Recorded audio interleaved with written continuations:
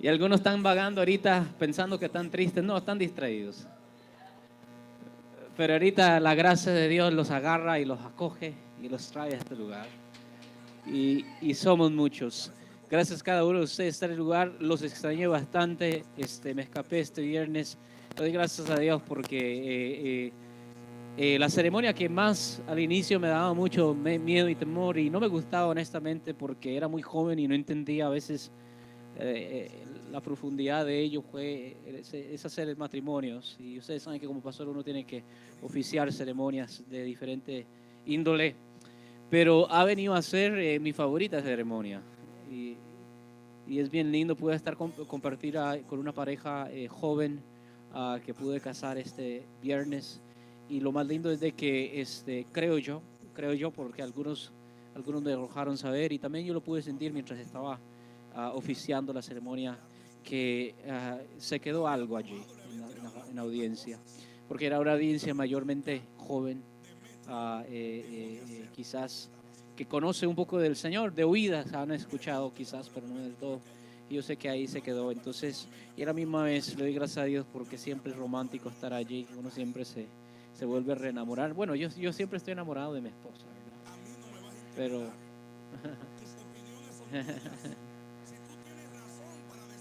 ese es casi como obligado. Casi como que te voy a rescatar, pastor.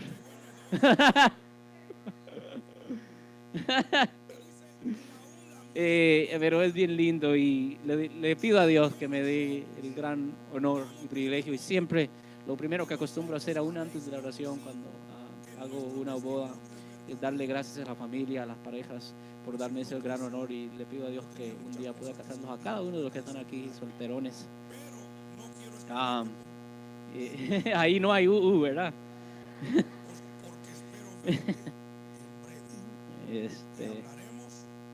Es bello, pero iglesia, familia, mucho gusto estar aquí.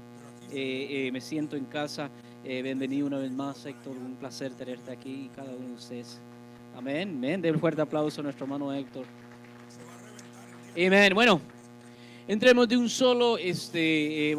Vamos a hacer una pequeña pausa. Yo creo, sin modo de equivocarme, y bueno, de antemano le doy gracias públicamente a nuestro hermano Francisco. Yo sé que poco, pero ¿cuánto le dan gracias a Dios por el hermano Francisco? Yo sé que les trajo una buena palabra, pude ver una parte de ello en el Facebook. Le damos gracias a Dios no solo por Francisco, sino porque le damos gracias a Dios por el grupo. ¿Cuánto dicen amén al Señor también por eso? No se sintió mi ausencia, al contrario, cuando entré aquí escuché esa canción nueva que habían montado y dije, no, se pusieron mejores en mi ausencia. Voy a tener que irme más. Gracias a cada uno de ustedes por participar. Vamos a hacer una pequeña pausa. Últimamente, en los últimos domingos, hemos estado hablando acerca de una economía cristocéntrica. El año pasado estuvimos hablando de un matrimonio cristocéntrico, hablamos de los 10 mandamientos del matrimonio. Y este año comenzamos a hablar acerca de la importancia de tener una economía centrada en las Escrituras. Y eso es lo que se refiere el término cristocéntrico. Pero vamos a hacer una pequeña pausa ya, debido a que precisamente por el matrimonio y la ocasión que estuve aquí, tuve el honor de estar ahí, fue algo que ratificó, fue algo que confirmó en mi corazón una urgencia, una presión. Quien quita, de repente es una de las causas por la cual mi salud está como está, pero hay algo que realmente alarma mi vida y algo que realmente me roba el sueño. Ustedes saben que como seres humanos, cada uno de nosotros tenemos diferentes aspiraciones y sueños. El sueño mío es que no haya necesidad de que yo estar aquí, ni los adultos estar aquí, para que la generación de los jóvenes continúe el Evangelio. ¿Cuánto dicen amén, Señor? El deseo es que eventualmente nuestros jóvenes, y a ver, a los que tienen menos de, vamos a tener que hacer un poquito, discriminar un poco para identificarlos bien. ¿Cuántos tienen menos de 40 años? Levanten la mano los mayores de 40 años. Ok. ¿Cuántos tienen menos de 30 años? Levanten la mano los menos de 30. ¿Cuántos tienen menos de 20? Menos de 20. ¿Galo? No, creo. 20 en el Señor, quizás.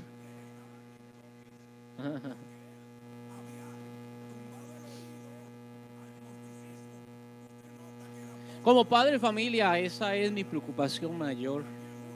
Quizás hubo un tiempo cuando, y les voy a ser honesto, yo por si estamos en familia, ¿verdad?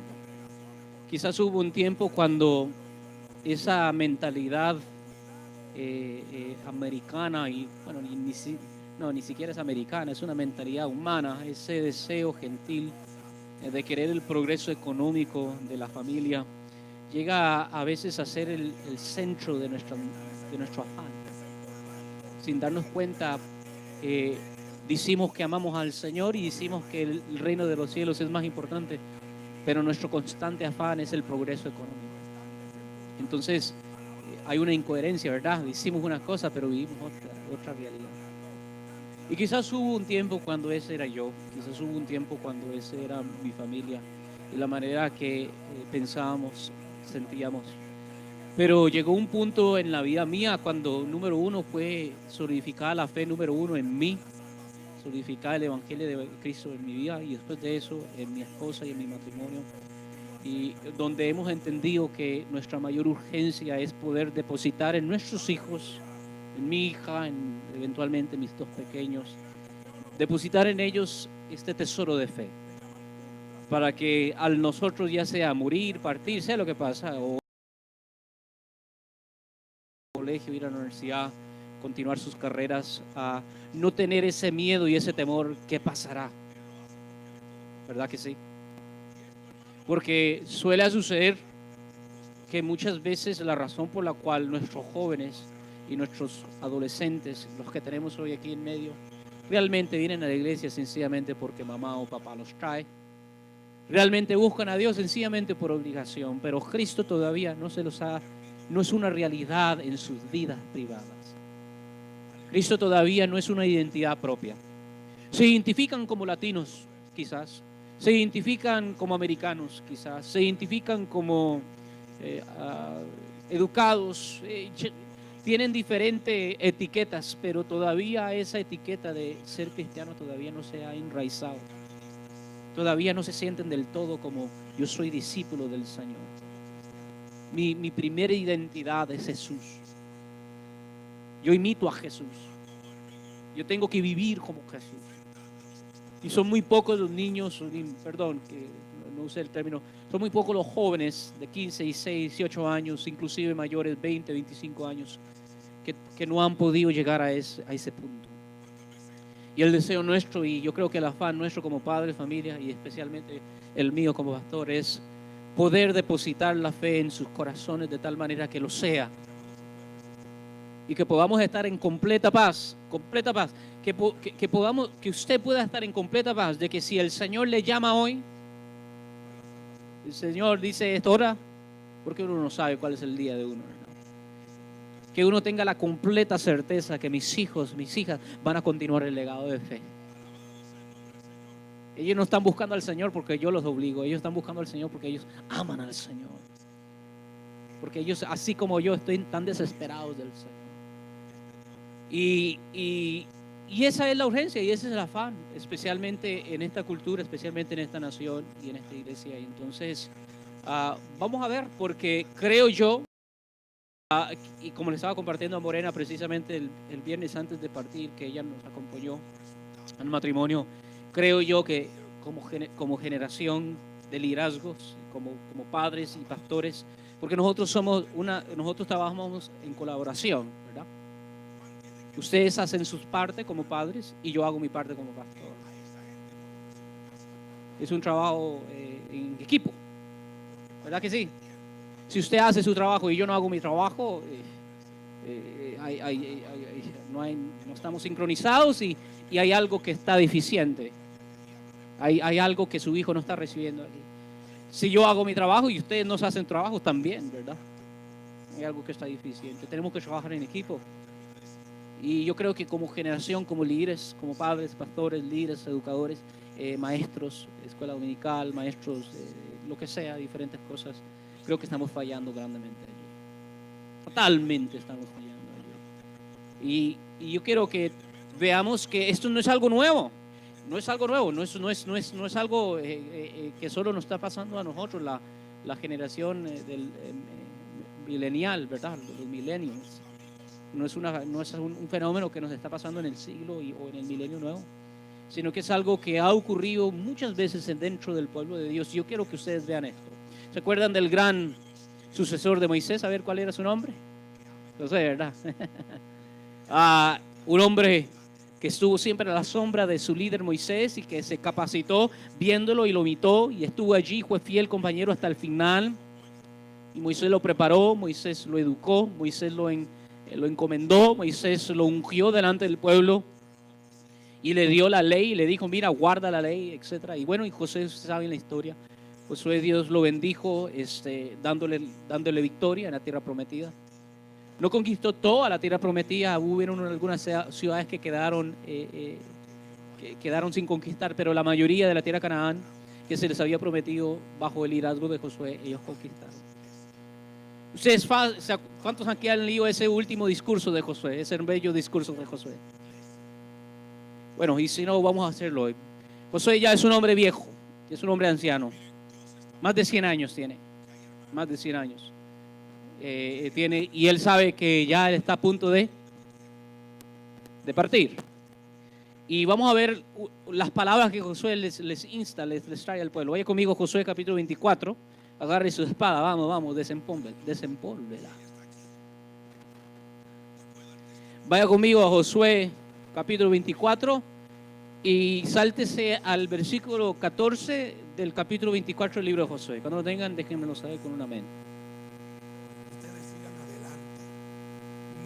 Quiero dejarles saber de que esto no es un nuevo fenómeno y esto es algo que si les pasó a ellos, si le pasó a este hombre y a la generación de este hombre, también nos puede pasar a nosotros. Ve conmigo a Josué, capítulo 24. ¿Lo tienen? Brínquense al versículo 14. Ahora pues, este es Josué hablando. Josué ya ha hecho su trabajo.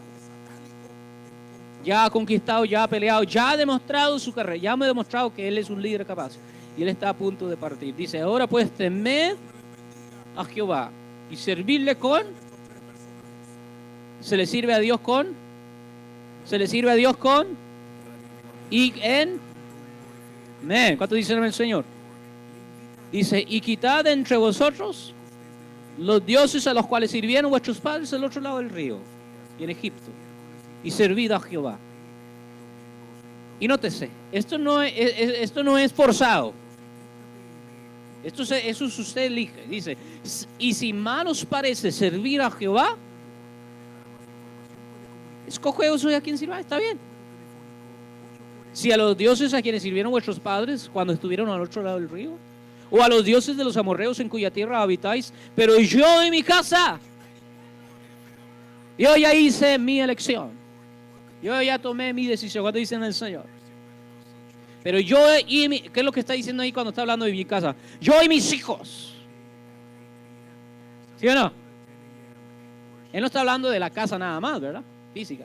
Él está diciendo, yo y mis hijos serviremos a pesar que lo que ustedes tomen como pueblo de Dios, independiente de lo que ustedes elijan. ¿Cuántos dicen amén, Señor? ¿Quieren ver la respuesta del pueblo?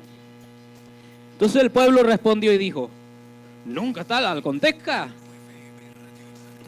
que dejemos a Jehová para servir a otros dioses. Y si algunos de los que están aquí dicen, no, esto no nos puede pasar a nosotros porque nosotros no tenemos dioses, usted puede ser su propio Dios. Su ego puede ser su propio Dios. El peor, el dinero puede ser su Dios. Trabajo, etc. Dice, no, nunca tal lo que acontezca que dejemos a Jehová para servir a nuestro Dios. 17, porque Jehová nuestro Dios es el que nos sacó a nosotros y a nuestros padres de la tierra de Egipto, quien nos ha liberado del pecado y de las garras de Satanás. Amén. Estas grandes señales y nos ha guardado por todo el camino por donde hemos andado y en todos los pueblos por entre los cuales pasamos. Y Jehová arrojó delante de nosotros a todos los pueblos y el amorreo que habitaba en la tierra. Nosotros pues también serviremos a Jehová porque Él es nuestro Dios. ¿Cuántos dicen amén a eso?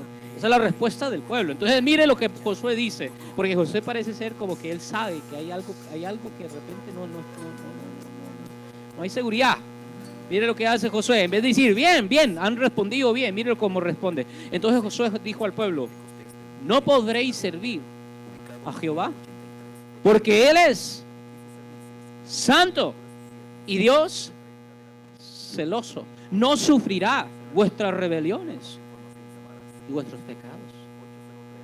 Si dejareis a Jehová y sirviereis a dioses ajenos, Él se volverá y os hará y os consumirá después de que os ha hecho bien. ¿Escucharon eso? Es decir, eso de servir a Dios, de amar a Dios, tiene su responsabilidad. Mire lo que responde el pueblo. El pueblo entonces dijo: no, está seguro de sí mismo, sino que a Jehová serviremos. Y Josué respondió al pueblo: vosotros sois testigos contra vosotros mismos de que habéis elegido ¿qué? A Jehová para... Y ellos respondieron por tercera vez: testigos somos. Es decir, ratificaron el pacto por tercera vez. Sí, hoy hemos hecho pacto con Dios que le vamos a servir exclusivamente. Es un pacto exclusivo. ¿No te dicen amén, Señor? ¿Cuántos casados están aquí? Ese es un pacto exclusivo. ¿Sí o no? Cuando tú le dices sí a esa persona, tú le estás diciendo no a todos los demás. Algunos dijo: yo no sabía esa parte. ¿Dónde estaban las letras pequeñas del contrato? Ese es el tipo de contrato que tenemos con nuestro Dios. Y no es por nada que el apóstol Pablo asemeja la relación de Cristo con su iglesia como la relación del esposo con la esposa. Que eso no es algo innovador, es lo mismo que el profeta Jeremías, Isaías hace, que alude a la relación entre Dios y su pueblo como la relación de un fiel esposo a una mujer, a una fiel esposa. Dijeron sí. Versículo 22, y Josué respondió al pueblo: vosotros sois testigos. Ok, y ellos dijeron testigos sobre 23. Quitad pues ahora los dioses ajenos que están entre vosotros, e inclinad vuestro corazón a Jehová de Israel. Y el pueblo respondió a Josué: a Jehová nuestro Dios, y a su voz. Entonces Josué hizo pacto con el pueblo ese mismo día y les dio estatutos y leyes en Siquem. ¿Cuántos dicen amén? Entonces no solo pactó Josué y su casa, pactó todo Israel. Toda esa generación ya anciana, ya mayores, juntamente con Josué, dijeron: no, vamos a servir, yo y mi casa, nosotros y nuestros hijos vamos a servir solo a Jehová exclusivamente. Vaya rápidamente al libro que sigue, Jueces, brínquese unas par de páginas y vaya conmigo al capítulo 2 y al versículo 6 del libro de Jueces. ¿Se acuerdan de esa generación, verdad? ¿Qué pactaron ellos? Que ellos y quiénes, y sus hijos y toda su casa, hasta el perro, que todos iban a servir al Señor. Jueces capítulo 2 versículo 6. Se me cerró. ¿Lo tienen? Porque ya Josué había despedido, ¿qué? Después de ese discurso, ¿se acuerdan? ¿Vieron ese discurso? Ese fue el discurso de despedida. Ese fue el último discurso de Josué. Ese fue su último discurso. Ya Josué había despedido al pueblo y los hijos de Israel se habían ido cada uno a su heredad para poseerla. Y el pueblo había servido a Jehová todo el tiempo y todo el tiempo de los ancianos que sobrevivieron a Josué. Es decir, mientras los ancianos, los padres contemporáneos de Josué vivían, el pueblo de Dios servía a Jehová, los cuales habían visto todas las grandes obras de Jehová que él había hecho por Israel. Pero, diga conmigo, pero, y ese es mi miedo, ese es mi temor, pero. Jóvenes, padres de familia, escuchen bien, esto es bien importante. Pero murió Josué, hijo de Nun, siervo de Jehová, siendo de 110 años. ¿Cuántos quisieran vivir por lo menos ese tiempo? Y robustos, ¿verdad? No, bien fuertes. Y lo sepultaron en su heredad en Timnasera, en el monte de Efraín, al norte del monte de Gaas. Y toda aquella generación también fue reunida. Es decir, murió Josué y toda su gente contemporánea. Quiero la generación joven. Y se levantó después de ellos otra generación que ¿qué? ¿Será que nunca han escuchado de Dios? Claro que sí, ellos eran israelitas. ¿A qué se refiere ese no conocer a Jehová? No, acuérdense lo que les dije al inicio. Que venían a la iglesia de repente, o en ese caso iban al templo, escuchaban de Dios, escuchaban alabanzas de Marcos Witt, pero en sus vidas privadas no tenían una relación con el Señor.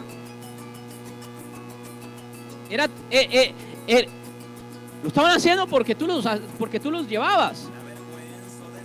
Ese conocer se usa a veces en la Biblia misma, y si le pueden bajar un poquito al aire, porque aquí está tirando el aire y me estoy asando. Ese conocer, y voy a usar algo que quizás causa un poquito de pena, pero ¿se acuerdan cuando dice la Biblia y Adán conoció a su esposa? Es un eufemismo para darnos a entender intimidad. No es solamente de yo veo, digamos, como voy a conocer a nuestro hermano Héctor, te conozco. No, es una intimidad más profunda. Es la relación íntima de un esposo con su esposa. Es algo exclusivo. Es algo hermoso. ¿Qué es lo que está diciendo el escritor? Que esa nueva generación no tenía eso con él. Quizás conocían del Señor de oída, pero no de corazón. ¿Y qué se pasó? Ni la obra que él había hecho por Israel. Después los hijos de Israel, que él comenzaron a hacer, versículo 11, hacer lo malo ante los ojos de Jehová, y sirvieron a los Baales. Dejaron a Jehová, el Dios de sus padres, que los había sacado de la tierra de Egipto, y se fueron tras otros dioses, los dioses de los pueblos que estaban en sus alrededores. Básicamente asimilaron la cultura de los cananeos. Asimilaron las costumbres de los cananeos. Porque usted tiene que traerlo al día de hoy. No es, no, pero mis hijos no le están sirviendo a Baal. No, es cómo viven sus vidas. ¿Qué están asimilando? ¿Cuáles son sus hábitos? ¿Se ve ellos? ¿O se ve otro más? Dice, a los cuales adoraron y provocaron a ira a Jehová, porque el contrato era yo y mi casa. ¿Sí o no? Había un contrato firmado, y el contrato era de que yo y ¿quiénes? Y mis hijos, ¿vamos a qué? Y Josué les advirtió: hey, ténganlo por cierto que Dios es Dios santo y Dios celoso, y no va a tolerar vuestros pecados. Si os apartareis, ¿qué va a pasar? Va a haceros mal. ¿Y qué dijeron ellos? Serviremos a Jehová. Dejaron a Jehová, versículo 13, y adoraron a Baal y a Astarot, diferentes dioses de los pueblos cananeos y en sus alrededores. Y se encendió contra Israel el furor de Jehová, el cual los entregó en mano de robadores, que los despojaron y los vendió en mano de sus enemigos de alrededor, y no pudieron ya hacer más frente a sus enemigos. Por donde quiera que salían, la mano de Jehová estaba contra ellos para mal, como Jehová había dicho, y como Jehová solo había jurado, y tuvieron gran. Era mejor haber dicho: ¿sabes qué, Josué? Nosotros no vamos a servir a Jehová. Right? Es como dice el Nuevo Testamento, que es mejor no conocer la verdad y vivir una farsa toda la vida, que conocerla y después, como dice el apóstol Pedro, ahí se cumple el dicho: donde el perro vuelve a su boca. ¿Y qué es lo que pasó? Dios se enfureció, y ese es mi temor, y ese debe ser tu temor como padre.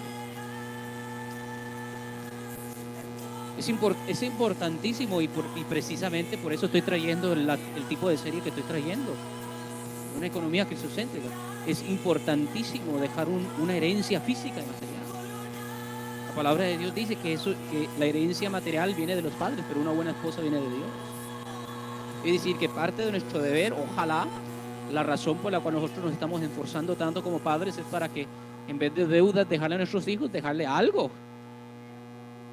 Y si esa no es la manera que usted todavía se ha orientado, bueno, deje esos viejos paradigmas, renueve su mente. Renueve su mente. La miseria y la pobreza no es algo que se le debemos de heredar a nuestros hijos. Podemos vivir en ella si Dios así lo determina. Como dijo el apóstol Pablo: he aprendido a estar contento cualquiera que sea mi lote. sé lo que es vivir en abundancia y sé lo que es vivir en escasez. Pero si podemos escoger y tenemos la libertad para trabajar y forjar mejores futuros, ¡ey, empuja, dale! Dile que está dale, dile, anda, camina, trabaja, invierte, haz negocio, establece empresas, avanza, no seas vago.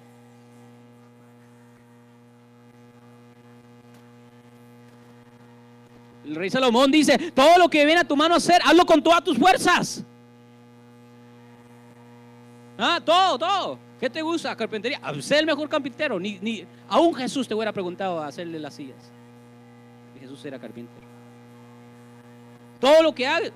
Pero esto tiene que ser secundario. Nuestro afán, y cuando digo afán no estoy hablando en un sentido malo, sino que esa urgencia, esa desesperación de ver algo realizado. Tiene que ser que nosotros estemos completamente convencidos de que Cristo es real en la vida de nuestros hijos,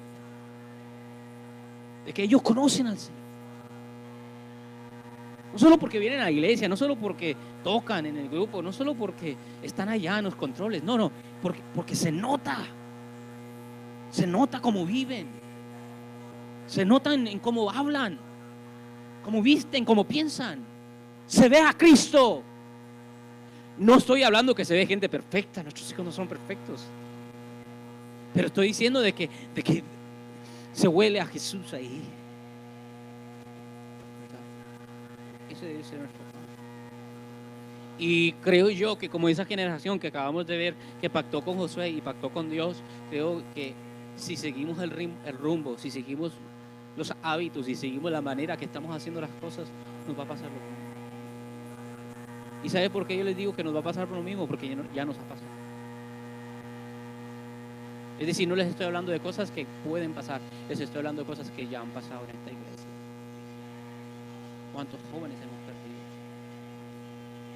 ¿Cuántos más perderemos para levantarnos y decir, hey, tenemos que hacer algo?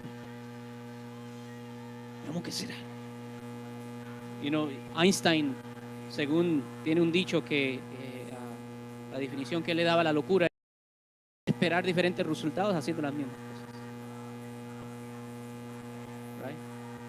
No podemos decir, hoy Señor, cámbiate, cambia. No, ahora sí, Señor, que haya retención, que mis hijos perseveren, y nosotros vivimos la misma manera, hacemos lo mismo, seguimos igual, ¿no? Y no creo tener la respuesta entera, les digo la verdad, todavía no tengo la respuesta entera, qué hacer, cómo combatir, porque tenemos muchas cosas en nuestra contra. Tenemos muchas cosas de nuestro encuentro. Muchas cosas de nuestro encuentro. Se los digo de todo corazón. Aún un padre hoy en día, santo, santificado, una relación, un matrimonio estable, donde ambos aman a Dios, aún para ellos hoy hay probabilidades fuertes en sus contras. Vivimos en un tiempo sumamente difícil, tanto para usted, para guardar usted como padre, como anciano o como mayor, como una persona que ya supuestamente ha madurado.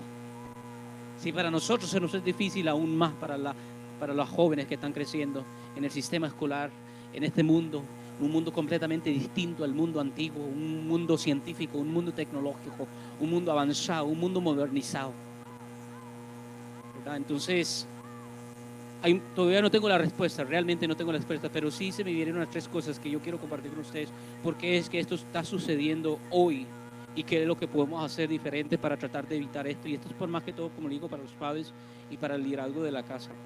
Número 1, yo creo que la razón primordial, y yo creo que alguien aquí lo dijo, yo creo que la razón primordial por la cual le pasó a esta generación lo que le sucedió, que apenas murieron los padres y murió Josué, que esta generación nueva creció y se apartó del Señor, es porque no estaban cumpliendo con esa demanda que se encuentra en Deuteronomio 6.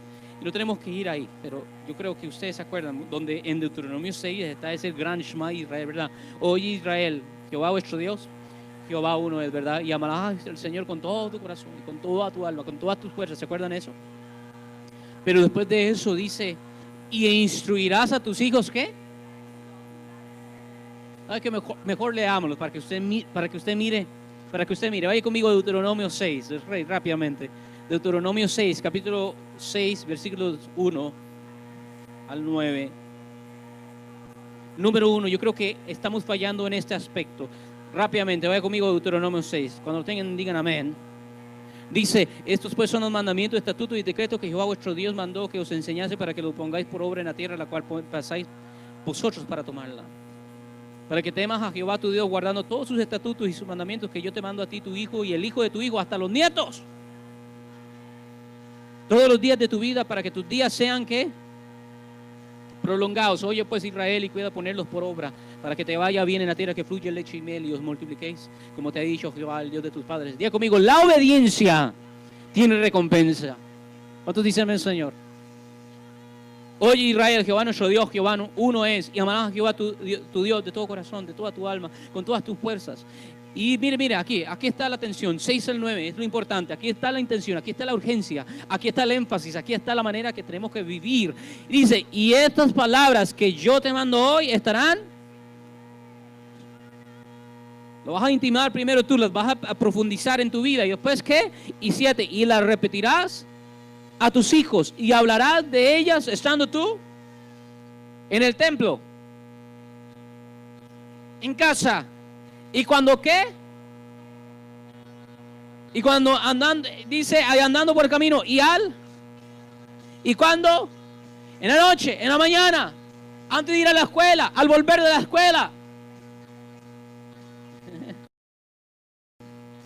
Y los atarás como una señal en tu mano, y estarán como frontales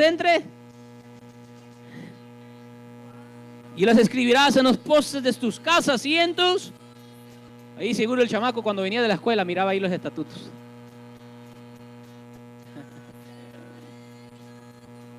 La clave para aprender cualquier nueva materia, se los digo por experiencia, la clave es repetición. Repetición. Repetición. Uno se hace maestro repitiendo. Y la palabra de Dios no es la excepción. Pero nosotros somos gente tan romántica que a veces pensamos, yo amo a Dios. Y ya, nos quedamos ahí. Como que eso es suficiente impulso. No. Tenemos que estudiar, tenemos que educarnos, tenemos que ser instruidos. Tenemos que escuchar la palabra, tenemos que escucharla a cada hora, cada día. Y dejar que ella comience a hacer lo que tenga que hacer en nuestras vidas. Y que ella penetre, Dios mío, que no hay manera de escapar de ella. Me imagino que en ese aspecto quizás los padres estaban fallando.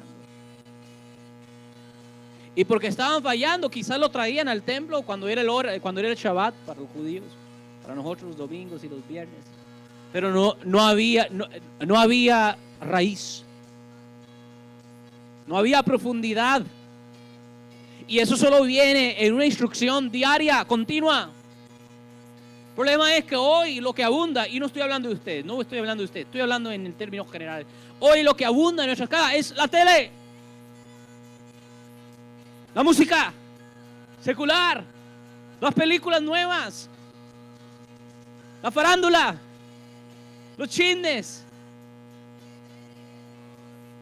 Encima de eso, la mayoría de las vidas de nuestros hijos la pasan en un sistema secular, netamente laico, secular, donde están recibiendo quizás buenas cosas, y no lo niego, hay buenas cosas en el sistema educativo público de esta nación, ¿verdad? Ahí aprenden lo básico y lo importante, pero también ahí están aprendiendo diferentes actitudes, modales, formas de vivir. La influencia de sus colegas es fuerte, a veces más fuerte que la instrucción de nosotros los padres. Y todas estas cosas compiten, ¿verdad? Y entonces ellos están saturados, ellos están inmersos en esa cultura pagana. Ellos están inmersos en YouTube, en Facebook, en Netflix. Ellos están inmersos en Marvel. Ellos están inmersos en una cultura donde se alaba el adulterio, la fornicación, la mala palabra, la violencia. Y después lo traemos aquí el viernes por 2 horas y pensar que eso mágicamente los va a cambiar. Come on, ni contigo, menos con ellos.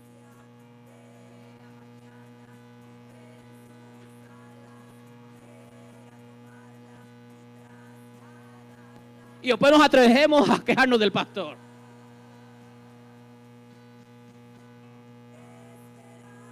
Ahora, no estoy evadiendo mi responsabilidad. Yo creo que hay muchas cosas deficientes que yo puedo hacer mejor para los hijos. Estoy pensando en ello. ¿Qué puedo hacer? ¿Qué podemos hacer? ¿Una academia? ¿Una escuela? ¿Qué podemos hacer? ¿Algo después de la escuela? O no sé, algo. Pero tenemos que pelear por nuestros hijos, porque se nos están yendo como agua en las manos. Apenas llegan a los 14, 15 años, ya no quieren ni siquiera venir a la iglesia.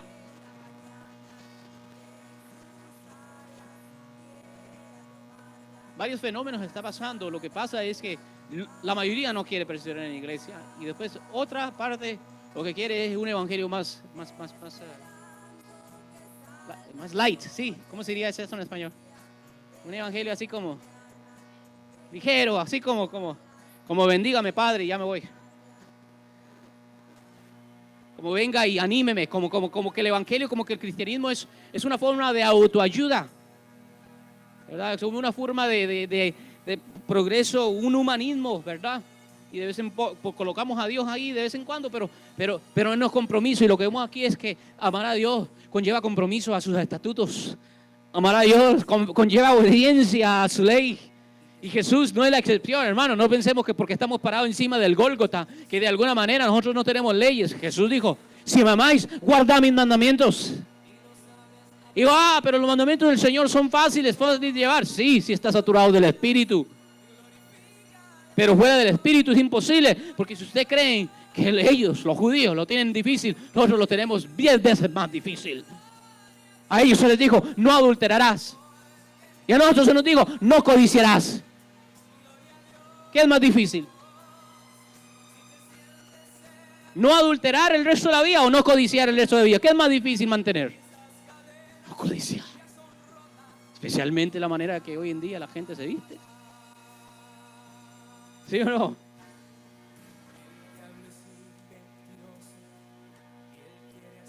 Y la única manera que vamos a ver un cambio en ellos, y como digo, y en nosotros, es que la palabra de Dios abunde en nuestras vidas. Hermanos, yo no sé qué es, me gustaría usar la palabra mágicamente, pero sabemos que la magia no existe, pero es algo sobrenatural lo que hace la palabra en la vida de uno. No tengo otra manera para describirlo, porque quisiera descifrarlo, quisiera darle una fórmula y decirme, cuando usted está leyendo la Biblia, cuando usted está indagando la Biblia, esto es lo que está pasando. Y yo no sé lo que está pasando, lo único que yo sé es que la palabra de Dios tiene poder. Y mientras tú la estudias, si tú indagas en ellas, aunque de repente tú estás aburrido al momento, aunque al inicio se resista a tu hijo y tú digas, no quiero, si tú insistes y perseveras y continúas, esa palabra eventualmente te va a pulir, te va a ir puliendo, te va a ir cambiando, te va a ir modificando la manera que piensas tú y tus hijos. Sana cosas que no sabías que estaban malas. Pero hoy no, hoy que queremos un evangelio que nos motive nada más, que nos diga buenas cosas. Pero no, eso es algo de todos los días. Y ahí está el trabajo que tenemos que comenzar a hacer como padres. Tenemos que instruir a nuestros hijos. Note el modelo de Jesús, note cómo Jesús trabajó con sus discípulos antes de enviarlos y comisionarlos al mundo para aplicar. ¿Qué es lo que Jesús hizo? Posó en las casas de ellos, comió con ellos. Es decir, estrechó la relación con sus discípulos. ¿Sí o no? Comía con ellos. ¿Se acuerdan cuando Jesús resucitó? ¿Qué es lo que Jesús les hizo cuando lo entró en la ribera? Les asó un pescado. Pero qué raro, eso nada que ver con la vida cristiana. No, tiene que ver mucho. Ahí están ahondando esa relación. Ahí están fortaleciendo esos vínculos importantes que nos acercan y que hacen real la fe. No es sencillamente, no es una confesión, y no estoy negando la importancia de las confesiones, pero es algo vivido, es algo vivo, es algo real. Jesús pasó tiempo con sus discípulos.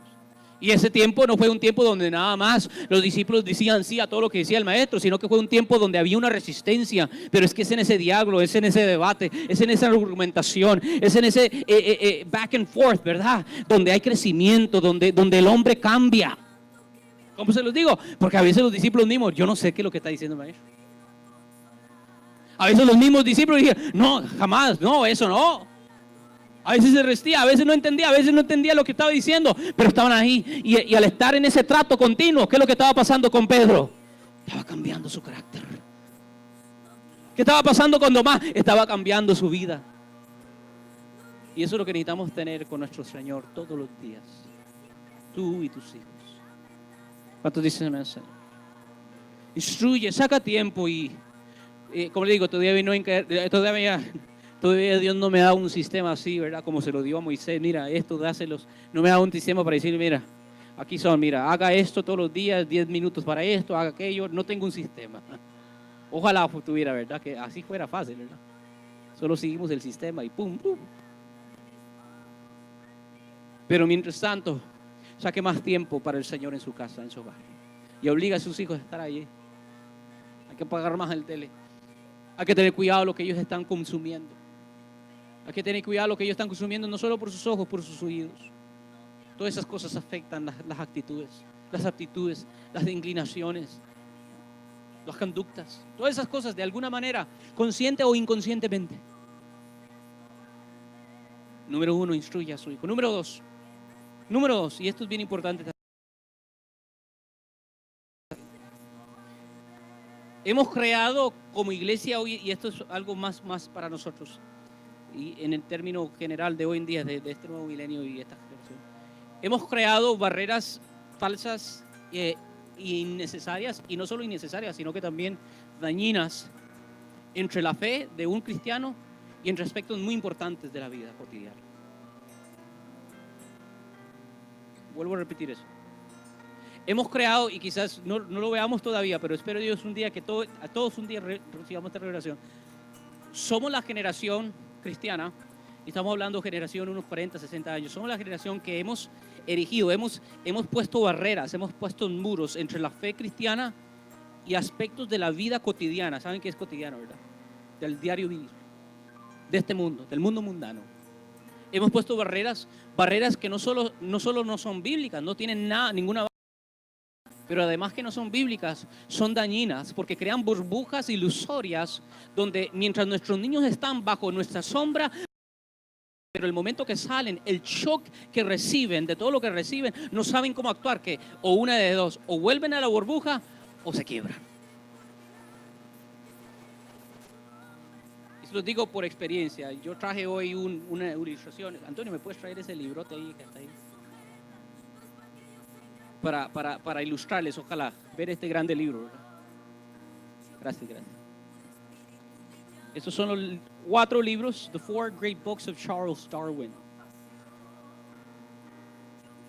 Estos son los 4 libros de Charles Darwin. ¿Cuántos de aquí saben quién es Charles Darwin? Charles Darwin, ¿no? Famoso, que fue a los Galápagos, ¿verdad?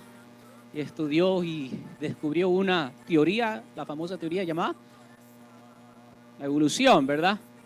Aquí está, y uno de estos obviamente es su libro más famoso, ¿verdad? On the Origin of Species, ¿verdad? En el origen de las especies por medio de la selección natural, ¿verdad? 1850 y algo, por algo ahí, a mediados del siglo XIX. Yo me acuerdo que cuando yo entré a estudiar, yo todavía no sabía qué estudiar. Yo nunca imaginé que iba a comenzar a estudiar lo que estoy estudiando ahorita.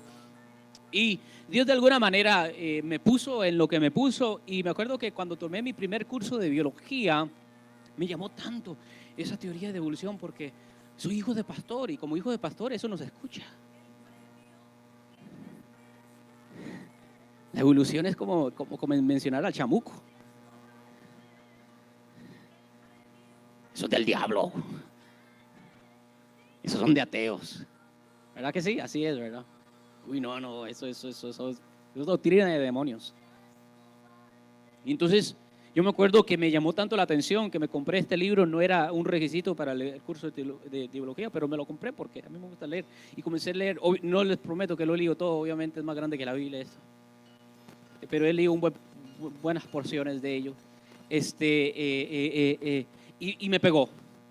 Y como desde el año 2008, como hasta el año 2012, cuando culminó con la muerte de mi papá, fue una crisis de fe muy fuerte para mi vida, y siendo pastor. ¿Por qué? Porque lo que pasa es que el evangelio en estos últimos tiempos, y no lo digo de manera denigrante, pero lo hemos tratado de proteger tanto, que en vez de protegerlo, lo que lo hemos hecho, y no se me viene otra palabra, pero lo hemos reducido sencillamente a actos religiosos. Hemos reducido el evangelio a venir a la iglesia, canta, brinca, paga tus diezmos y esto y lo demás, pero todo el resto, economía, política, ciencia, biología, todo eso es del hombre. ¿Y qué es lo que está pasando con tus hijos? ¿Cuál es el medio ambiente en el cual ellos están desarrollando y eventualmente en el cual ellos van a tener que comenzar a trabajar y a invertir y a hacer sus vidas? Es un mundo con todas estas disciplinas. No sé, ¿me da a entender? Ahora, ¿por qué les traigo eso? Porque obviamente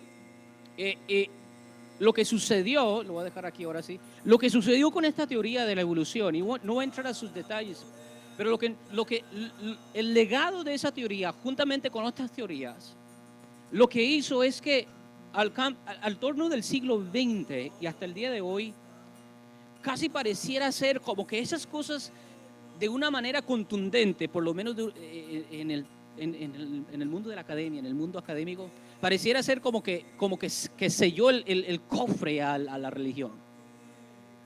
Fue una manera de argumentar por fin y dar una buena razón creíble, confiable de cómo nosotros hemos llegado. Es decir, fue una teoría, más que una teoría científica, fue una argumentación que le quitó la credibilidad intelectual a la fe cristiana. Y no es por nada que la esposa de ese mismo hombre era una mujer muy devota y ella tenía mucha preocupación por ello.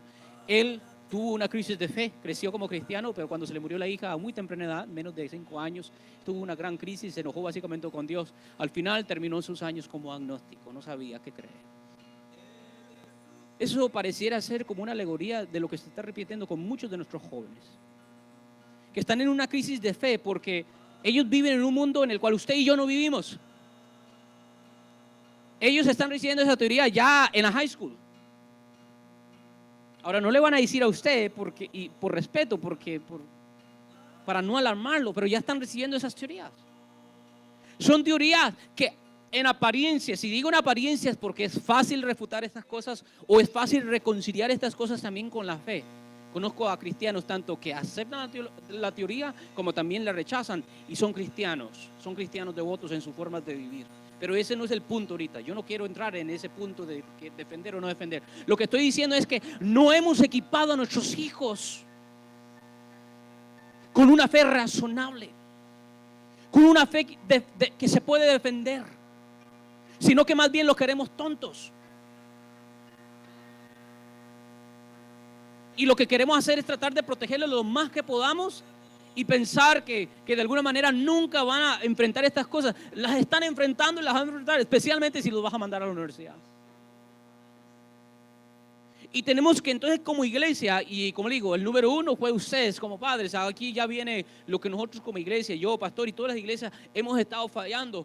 Les contamos la historia de Noé, les contamos la historia de Goliat, les contamos estas historias como por generaciones hemos contado. Pero después ellos en las escuelas que están pasando 8 días, 8 horas al día, por la mayoría de sus vidas, por 13 años, ¿verdad? Desde kinder a high school. Pre-kinder a high school, son 13 años. Después de eso, más años en la universidad y están recibiendo todas estas cosas que tiene sentido, que tiene base firme científica. Y después entonces ellos, ¿qué es lo que dicen? ¿Y la fe cómo encaja? ¿Cómo encajo la fe aquí?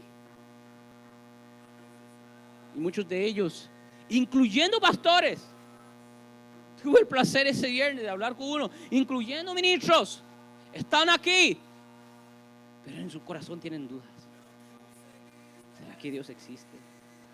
¿Será que Cristo fue el Hijo de Dios? Y normalmente eso se manifiesta, esas curiosidades se manifiestan con preguntas como ¿y de dónde agarró esposa Caín? Ya es la mente analítica, ¿verdad? ¿Cuántos de aquí le ha preguntado a sus hijos eso o no? A veces ustedes me preguntan eso. ¿Y de dónde agarró esposa Caín? Si solo había Caín y preguntas como ¿y si bíblicamente solo son 6,000 años que tiene el globo, la tierra, pero carbon dating, la fecha ¿cómo se dice eso? Científicamente la tierra tiene tiene aproximadamente 14.5 billones de años. No, perdón, el universo tiene casi 15 billones de años. La tierra como 4. ¿Qué pasó? ¿Y eso qué estaba haciendo Dios? Ahora, esas quizás no son preguntas suyas porque usted no enfrentó eso. Usted nunca confrontó eso, pero sus hijos sí. Y eso choca. Y Pedro dice algo bien importante en su carta. No tenemos, porque el tiempo está avanzando y quiero llegar al tercer punto que es bien importante. Pedro dice: santificad al vuestro Señor en vuestro corazón, siempre preparado para dar defensa por lo que esperáis, por lo que creéis. Es decir, ustedes tienen que estar capacitados para que en dado caso que ustedes tengan que defender su fe, la puedan hacer. Y no los hemos capacitado. Y eso es algo terrible que está pasando aquí. Y usted lo ve. Las estadísticas nos lo dicen. Más del 60% de todos los que ingresan al colegio post secundaria, a la universidad, más del 60% que atiende a la iglesia por lo menos una vez al mes, deja de ir a la iglesia.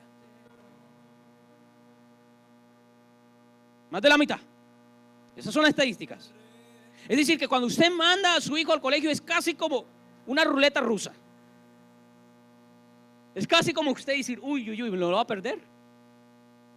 Y eso es algo, y no estoy tratando de resaltar un caso, estoy diciendo que esto es un fenómeno global, general, que nos está pasando a todos.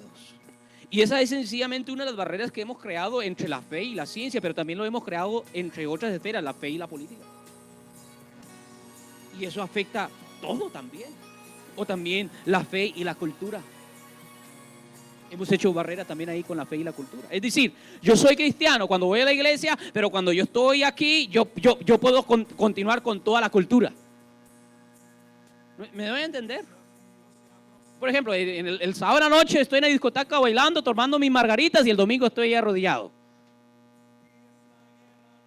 Y ese es el tipo de evangelio que mucha gente está viviendo hoy en día. Y los jóvenes quieren ese tipo de evangelio. Obviamente eso es porque no se ha profundizado el evangelio. Pero todas estas cosas están sucediendo. Y aquí es donde tenemos que nosotros quizás tomar ejemplos más claros y más patentes en el Antiguo Testamento, como ejemplos como de José, donde José estaba en una cultura contraria a la cultura hebrea, él estaba en la cultura egipcia, ¿verdad? Y sabemos que la cultura egipcia, similar a la cultura presente, era una cultura muy, muy sensual, muy sensual. Pero acuérdense que los egipcios fueron los que comenzaron el maquillaje, ¿verdad? El maquillaje es egipcio. Comenzó con ellos, comenzó el tatuaje con ellos. Ellos eran una cultura sumamente sensual. Digamos, la manera que las mujeres se vestían en Egipto de una manera muy provocativa, muy diferente. Es decir, era muy opuesta a la cultura de la cual procedía José, ¿verdad? José era un hebreo y era muy distinta la cultura. Entonces tenemos que tomar ejemplo como José, que José no es que a José Dios lo protegió y lo puso en una burbuja y dijo: no toques, no escuches, no hables, no escuches, no veas, no nada. Sino que al contrario, vamos a equiparte, vamos a instruirte, vamos a darte del Señor bastante para que tú sepas cómo naufragar en este mundo. Para que al contrario te metas en Él e impactes el mundo. Y no que el mundo se mete a la iglesia, que eso es lo que está pasando. Hoy vemos más al mundo metido en la iglesia que la iglesia metida en el mundo. Desde la manera que tocamos, y no estoy en contra de los géneros. Bueno, yo soy músico y yo abrazo todos los géneros, excepto el reggaetón y el perreo. Eso no. Ahí está la línea. Pero vemos cómo la cultura de nuestro medio ambiente, la manera como lo que está pasando en el mundo se mete aquí, y nosotros mismos no queremos entrar allá. Cuando iría a ser lo opuesto, igual lo vemos. Está hablando con Morena eso. No es por nada que Dios, al que iba a mandar como el libertador del pueblo de Israel, ¿qué es lo que Dios hace? Dios hace de tal manera que Él crezca, ¿a dónde? En el palacio. Y si Él creció en el palacio, ¿qué tipo de educación recibió Moisés? La mejor. Él recibió la educación militar, política, científica. Acuérdense que los egipcios sabían mucho de matemáticas. Todavía hoy en día los arquitectos se quedan perplejos cómo es que ellos hicieron esas pirámides con los tipos de herramientas que ellos tenían. Por eso es que hay todavía conspiraciones que supuestamente extraterrestres vinieron, ¿verdad? Moisés creció ahí. Pero gracias a Dios, ahí estaba la fe, latente por un momento. Pero lo lindo es que dice que la misma mamá comenzó a criarlo, ¿sí o no? Fue su nodriza. Y me imagino que ahí ella le leía la Torá. Quizás ahí ella le decía, acuérdate, tú eres hebreo. Acuérdate, tu lengua es hebrea. Acuérdate, tu Dios no es Ra, ni Osiris, ni Isis, tu Dios es Yahweh.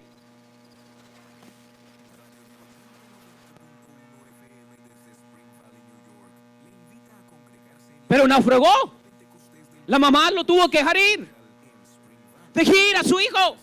Capacítelo. Y si usted no tiene la capacidad, hable con los que están capacitados. Pero no, a veces nos queremos, todavía tenemos ese espíritu tortugueño, de tortuga. Tortugueño. ¿Qué hace la tortuga?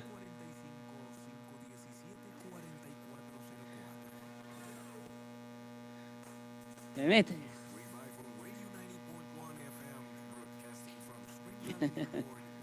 ¿O Daniel? Qué increíble Daniel, ¿no? Daniel llega como hebreo igual a una cultura sumamente pagana. Babilonia. Si ustedes creen que los egipcios estaban perdidos, los babilonios más. Babilonia, no es por nada que Apocalipsis llama a la gran ramera la gran Babilonia. Babilonia era una cultura depravada. Pero ahí estaba Daniel. ¿Cómo qué? Como político. Como asesor al rey. No se contaminó, pero ahí estuvo. Y no solo eso, sino que dice la palabra, que dice que lo encontraron a ellos mejores que los mismos que. Lo primero que hicieron con ellos, porque llegaron jóvenes, llegaron como 14, 15 años, Daniel y sus 3 amigos, ¿verdad? Y no solo eran ellos, eran más. Pero se destaca la vida de ellos. Y llegaron, y lo primero que tenían que hacer es aprender la lengua, ¿verdad? Aprender la lengua caldea. ¿Y qué dice la Biblia? Que hablaban el caldeo mejor que los caldeos. ¿Cuántos dicen amén? Es decir, que el hispano habla el inglés mejor que el americano. ¿Cuántos dicen amén? Oh, no le agarró la peseta, ¿verdad? Ahí eso es lo que estaba refiriendo. Se prepararon. No se dejaron intimidar. Sabemos que Satanás opera en este mundo, pero sabemos que el Rey de Reyes se llama Jesús. Y vemos cómo él llega a ser un asesor de los reyes, ¿verdad? Y cuando el rey tiene esa visión y nadie le puede decir cuál es la visión, ¿quién fue el que se lo reveló? ¿A quién se lo reveló Dios? A Daniel. ¿Y cuál era el propósito? Vemos claramente cuál fue el propósito. Cuando él le revela, dice que Nabucodonosor comienza a darle un montón de prendas, le da regalos, le da honra, etcétera, ¿verdad? Y lo levanta y dice, wow, increíble, los dioses están contigo. Y le dije a Daniel, no, a mí me lo reveló el verdadero Dios, Yahweh, Jehová. Es decir, se preparó para cuando Dios le iba a posicionar ahí, darle la gloria a Dios. Pero si no se prepara y no llega a ese punto, entonces, ¿qué quieres, iglesia? Queremos, bueno, por el espíritu tortugueño, o preparar a nuestros hijos y decir, no, está bien, edúquese, empápese del mundo, pero no olvides tu identidad en Cristo. Y por eso le estoy diciendo que todavía no tengo un sistema, porque hubieron cosas que ellos sí dejaron que se cambiase, ¿verdad? Por ejemplo, se les cambió el nombre y ellos no se opusieron. Hubieron muchas cosas que ellos adoptaron de la cultura babilonia, pero hubieron cosas donde ellos dijeron, hasta aquí esto no. ¿Se acuerdan con la comida? sacrificada a los ídolos. Y es ahí donde yo necesito sabiduría, y usted necesita ahora también sabiduría, usted como padre. ¿Qué aspectos de la cultura pueden adaptar, asimilar, y qué aspectos? Hermanos, that's tricky. ¿Cómo se dice eso en español? Eso es difícil de discernir. Porque si uno prohíbe todo, caemos en un legalismo. ¿Verdad que sí? Donde es no toquen, no miren, no hagan, no hagan. ¿Y qué va a pasar con el muchacho? Este evangelio no es para mí. Pero si nos vamos al otro extremo, donde es un liberalismo, ¿qué pasa? Se nos echan a perder. Es decir, o se quiebran o se echan a perder. Ese balance es difícil, ¿sí o no? Y es ahí donde yo tengo que orar y ustedes me tienen que ayudar, porque vivimos en un mundo donde hay muchos cambios culturales y a veces uno no sabe, ¿será que esto es bueno o será que esto no? ¿Será que esto conviene o no conviene? ¿Sí o no? Y por último, para terminar, yo sé que me he sobrepasado, perdón, tercero. Entonces, número 1, instruir en casa. Número 2, prepararlos en un sentido más cotidiano, hacer un evangelio más relevante al diario vivir. Y número 3, esto es bien importante y quizás no lo voy a poder ahondar ahorita, pero vivimos en una cultura donde hemos equiparado autoridad con opresión. Es decir, vivimos en un tiempo de, yo no diría de verdadera libertad, sino que vivimos en un tiempo de libertinaje. Y lo que pasa es de que para poder tú servirle a Dios, ¿cuántos le quieren servir a Dios? Y para que nuestros hijos le sirvan a Dios, ¿cuántos quieren que sus hijos sirvan a Dios? Tiene que haber un buen sentido de lo que es autoridad. ¿Cuál es el evangelio más popular hoy en día? Un evangelio donde Dios se presenta como un Dios ¿qué? Amoroso, ¿verdad? Compasivo, que es cierto, Él es amor, que es cierto, Él es compasivo. Pero vemos que cuando Josué le llama la atención al pueblo de Dios, ¿cómo presenta a Dios? ¿Cuál es la figura? Es una figura paternalística, es una figura autoritaria, es una figura donde estas son mis leyes. Y si tú no las sigues, hay consecuencias. Es una postura inflexible. ¿Me están dando a entender? Y hoy vivimos en una cultura que es lo opuesto a eso. Eso lo hemos equiparado con despotismo, con autoritarismo, con tipo así como un tipo dictador. No queremos un Dios dictador. Queremos un Dios como la gallina agarra los polluelos. Pero no un dictador, no alguien que estipula leyes, no un Dios que juzga, no un Dios que acusa. Y usted lo ve hoy en día, en la generación de hoy en día, porque véalo, no es cuando una generación crece sin un sentido propio de autoridad, hay desastres. No es solo que la iglesia sufre, la sociedad sufre. ¿Por qué? Porque los hijos no respetan a los padres. ¿Sí o no? Los hijos ya no respetan a los padres, ¿sí o no? Los hijos no respetan a los maestros, ¿sí o no? Yo me acuerdo que shock yo me fui a recibir, porque desde pequeño se me enseñó, mira, el mismo respeto que tú le das a mí, que soy tu papá y tu mamá, tú se lo das a tus maestros. Si tu maestro te dice que haga algo, tú haces algo, y mira, hasta te pueden pegar. Y uno respetaba a los maestros. Son figuras de autoridad, ¿sí o no? Y eso es importante para una relación con Dios. El principio de la sabiduría es temor a Dios. No amor a Dios, es temor a Dios. Y entonces hoy en día más bien, ¿qué es lo que pasa en las aulas de la escuela? Yo me acuerdo cuando estuve aquí en Spring Valley, precisamente hace como unos 10, 15 años más. Dije, wow, ya me estoy poniendo viejo, 16 años. Dios mío. Hace como 16 años, yo me acuerdo, estaba en 9º grado y estaba en la clase de matemáticas, se me olvida el nombre de la mujer y de repente se levantó alguien enfrente y le digo una mala palabra al maestro y digo, ¿qué pasó? Ahora sí van a traer a la policía aquí.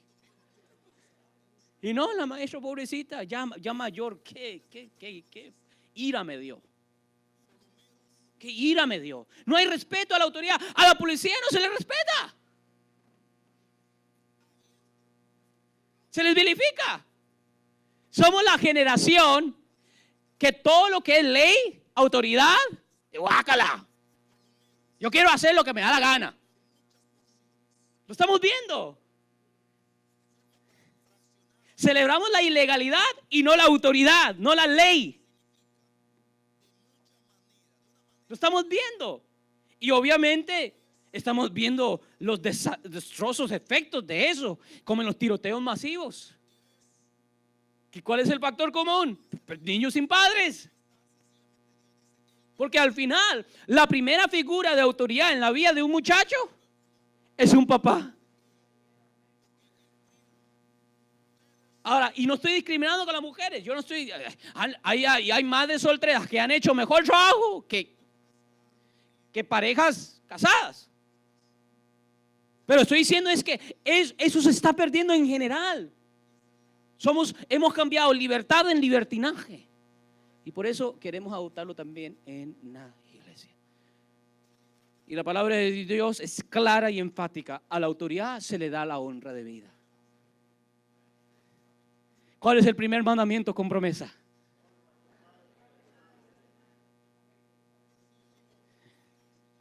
¿Por qué es que Dios le preocupa tanto ese sentido de propia autoridad?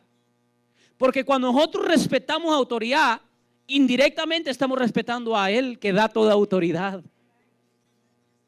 Que Él es la máxima autoridad. Dice, la palabra nos insta a honrar a los padres. La palabra de Dios, como se lo enseñé el domingo pasado, nos insta a honrar a nuestros dueños, a nuestros amos, a nuestros patrones. Nos insta a respetarlos y a sujetarnos a ellos. La palabra de Dios le insta a las mujeres ¿a qué? A ver, diga mujer, a ver, las cristianas. Las cristianas. A someterse a los maridos. A los maridos, Efesios 5:21 nos insta a someternos a Dios. ¿No te dicen amén? Qué feo, ¿verdad? Mujeres someterse a un hombre que no se somete a Dios. Creo yo, es imposible. La palabra incluso nos insta a someternos a toda autoridad civil. Ya ni eso queremos predicar. Sujétese todo por causa del evangelio, de buena conciencia, ¿verdad? A todas las autoridades, porque ninguna institución, ¿verdad? Autoridad ha sido puesta sino por la voluntad de Dios. Y mira a qué punto, mira a qué grado Dios se preocupa de la autoridad y de respetar la autoridad. Mira a qué grado. El apóstol Pedro escribe una carta y en esa carta él dice de la siguiente manera: honrad a todos, pero sobre todo honrad al emperador. Es decir, él está instando, para que miren, hermanos, cuán grande, y yo he fallado en este sentido. Él está diciendo, honren a Nero. Y Nero va a llegar a ser el mismo que lo va a ejecutar a él. ¿Están entendiendo eso? Si ustedes no me lo creen, está en 1 Pedro 2:17. Dice, honrad al emperador. En la Reina Valera lo dice honrad al rey, pero en el latín es honrad al emperador, la lengua original. Y el emperador de ese entonces es Nerón. Y Nerón fue el que mandó a ejecutar a Pedro. Pero ahora, yo les estoy dejando saber de que es importantísimo ese concepto de autoridad. No tanto no tan solo para crear una comunidad de ley, una comunidad sana. ¿Sí o no? Porque una comunidad donde los hijos son desobedientes a los padres, donde los estudiantes son desobedientes con los maestros, donde los ciudadanos son desobedientes con las autoridades civiles, ¿qué clase de comunidad va a crear eso? Comunidades de delincuentes, comunidades feas. ¿Verdad que sí? ¿Me están dando a entender? Es decir, Dios estipula estas autoridades para mantener una sociedad de paz. Pero eso no es el énfasis primordial. El énfasis primordial es que yo honro a Dios. Escuche, iglesia, porque esto ya no se predica. Yo honro a Dios cuando yo honro las autoridades que Él ha establecido en mi vida. Yo no puedo decir que yo honro a Dios y yo respeto su autoridad si yo no me someto a las autoridades que Él ha puesto en mi vida? Hebreos, se me olvidó otra y quizás por alguna razón no lo dije. Dice: obedecéis y sujetaos a vuestros pastores, dice el libro de Hebreos. Pero hoy en día, ¿qué es lo que está pasando? El pastor ya te ve mal y ¿qué pasa? Vamos a otra iglesia.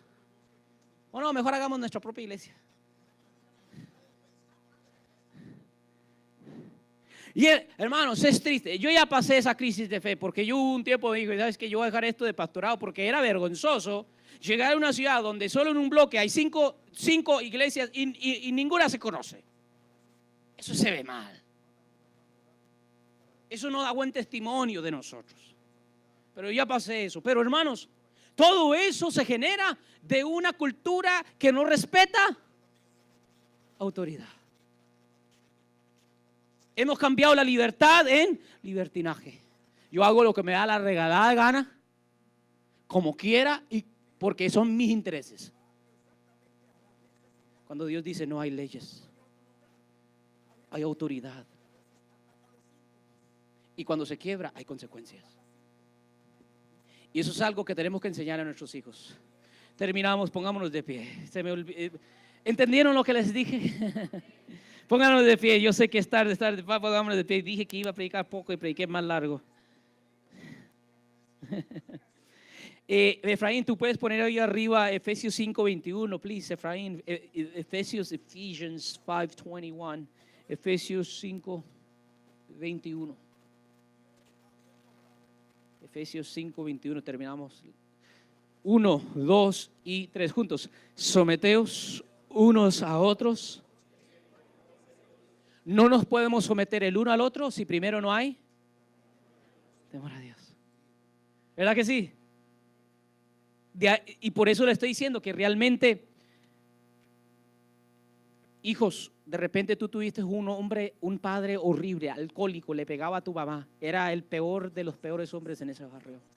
Pero cuando tú lo respetas y tú lo honras en el temor de Dios, el bien es tuyo. El bien es para ti. ¿Me está dando a entender? Lo vemos con José. José pudo haber ido a la corte civil y decir: no, la mujer me engañó. Pero él estuvo ¿qué? Callado, porque él sabía que él era un hombre íntegro, él no había pecado y que Dios defiende el derecho del justo. Pero todo emana de ese temor de Dios. Si no hay temor a Dios, a su autoridad y a lo que implica esa autoridad, de que hay severas consecuencias. Me acuerdo que esta fue una de las últimas pláticas que tuve con mi papá antes de que Dios se lo llevara. No importa cuánto Dios te ame, cuando tú quiebras sus mandamientos hay consecuencias. No estoy diciendo que te vas a perder la salvación. Lo que estoy diciendo es de que, como David, se va a morir el bebé.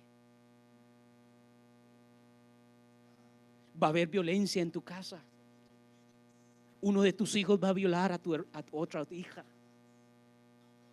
Y el profeta le dijo que todo esto era por causa del pecado. Ahora, este es un hombre que Dios amaba, ¿sí o no? Es decir, tú y yo no somos la excepción. Sométete a la voluntad de Dios y transmite este espíritu a tus hijos. No solo un ambiguo y vacuo y vano romanticismo. Es lindo amar a Dios, es lindo. ¿Cuántos cantaron aquí con felicidad y con gozo? Es lindo llorar, pero eso no es lo diario. Lo diario es obediencia, es dominio propio, es decir al cuerpo no, es decir a la tentación no. Resistid a Satanás, someteos a Dios. ¿Y qué es lo que va a pasar? Satanás huirá. Oramos. Padre Celestial, gracias. Gracias en esta hora, oh Señor. Señor, ayúdame. Auxilio, socórreme. A mí, a mi esposa. A mí, a mi hija. A mí, a mis hijos. Dios, yo no quiero que tú me remuevas del mundo. Porque si tú no te remueves del mundo, oh Dios, entonces, ¿qué tenemos que dar? ¿Cómo lo damos? ¿A quién lo damos? Al contrario, Dios, yo quiero que tú nos metas más en el mundo. Que nuestros hijos, oh Dios, puedan seguir ahí adentro y avanzar y crecer y estudiar y prosperar. Pero, oh Señor, Que ellos traigan luz a las tinieblas. Que ellos traigan sal a la tierra. Que ellos sean, oh Dios, los que influyen la cultura y su medio ambiente. Que ellos sean aquellos muchachos que no se rinden, oh Dios, ante la estatua de Nabucodonosor, sino que están dispuestos a sufrir, oh Dios, el horno. Como Daniel está dispuesto a sufrir el foso de leones. Porque están persuadidos de que Dios vive y es real. Y que Él nos libera de todas nuestras presiones, de todas nuestras aflicciones. Dios, yo oro por jóvenes como Cindy, por Efraín, por Imer.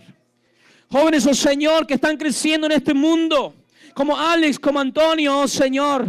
Como Eliseo, oh Señor. Todos estos jóvenes que se están desenvolviendo en un mundo muy distinto a los previos. Un mundo muy científico, muy modernizado, muy humanizado. Un mundo, oh Señor, que cree haberlo alcanzado de tal manera que ya no necesita de Dios. Dios, prepáralos a ellos. Bendícelos a ellos, oh Dios, y dale la gracia como se lo diste a Daniel y a José. Y a nosotros los padres y pastores, danos la sabiduría para saber cómo instruirlos. Tu palabra dice, oh Dios, al que le falta sabiduría, pídala a Dios y Dios la da. Padre, en este momento tú, perfecto Padre, danos sabiduría para saber cómo instruir a nuestros hijos. Saber cuándo poner presión y cuándo quitar. Saber cuándo castigar y cuándo consolar. Saber cuándo es un sí y cuándo es un no. Dios, eso es difícil, eso es bien difícil. Danos la sabiduría y danos la gracia para con nuestros hijos. Te lo pedimos en nombre de Jesús, y el pueblo de Dios dice: que Dios les bendiga, hermanos. Perdón que los agarré por mucho. Dios les bendiga, pasen una feliz tarde. Nos vemos el martes, los que vienen el martes.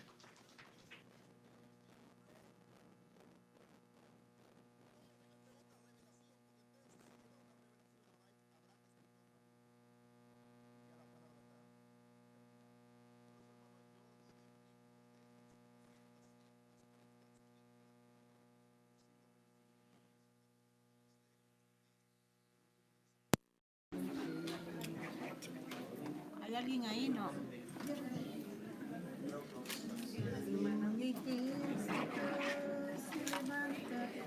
¿Me desconecta ahí, porfa, Efraín? Efraín, ¿me desconecta ahí, porfa? Gracias. Ay, dígale hola, hola. Hermanos, se me ponen atención un ratito, por favor. No se vayan, hoy es un día muy especial en mi casa. Es el cumpleaños de mi esposa. Quisiera pedir que por favor pasara aquí adelante. Trajimos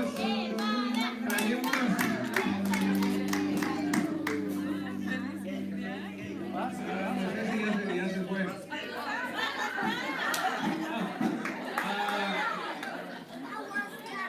Trajimos un pastelito para compartir con ustedes.